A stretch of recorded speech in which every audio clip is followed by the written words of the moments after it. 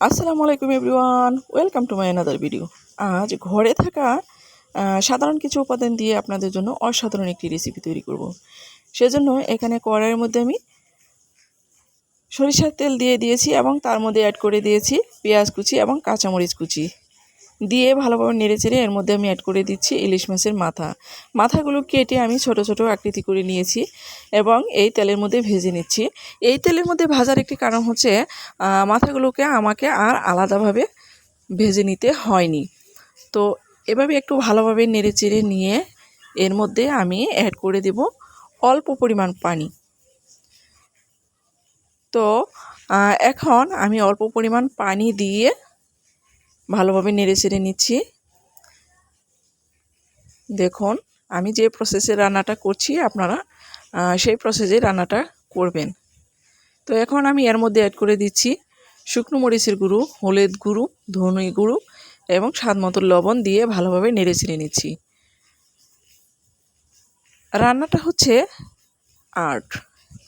একজন শিল্পী সাদা কাগজে যেমন রং তুলির আঁচড় দিয়ে একটা অসাধারণ জিনিস ফুটিয়ে তোলেন, তো রান্নাটা হচ্ছে একজন রাঁধুনির কাছে তেমনই। রাঁধুনি যদি ইচ্ছে করে তাহলে সেই শিল্পীর মতোই সাধারণ জিনিস দিয়ে অসাধারণ রান্না করে ফেলতে পারে। তো এজন্য মশলাটা কষানোর এই পর্যায়ে আমি এখন এখানে অ্যাড করে দিচ্ছি কচুরলতি। এই কচুরলতিটা বাজার থেকে কেনা নয়, এটা আমার নিজের হাতে বোনা গাছের লতি। তো এগুলো একটু চিকনি হয়, বাজারে যে কেনা লতিগুলো পাওয়া যায় সেগুলো মোটা হয়। তো এই লতিটা আমি এই প্রসেসে রান্না করব। তো এখন আমি একটা ঢাকনা দিয়ে ঢেকে দিচ্ছি।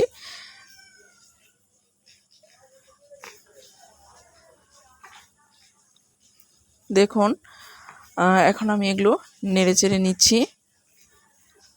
মাছ মাংস খেতে খেতে যখন আর ভিন্ন কিছু খেতে ইচ্ছে করবে তখনই এরকম একটা রেসিপি তৈরি করে খাওয়াই যায়। তো এখন আমি একটু নেড়েচেড়ে আবার ঢাকনা দিয়ে ঢেকে দিচ্ছি। এই পর্যায়ে আমি চুলার আঁচটা মিডিয়ামে রাখবো, কারণ এই লতিগুলো অল্প আছে সেদ্ধ হয়ে যায়। এর জন্য একেবারে হাই হিটের কোনো প্রয়োজন পড়ে না। তো দেখুন, আমি এই প্রসেসে রান্না করে নিচ্ছি।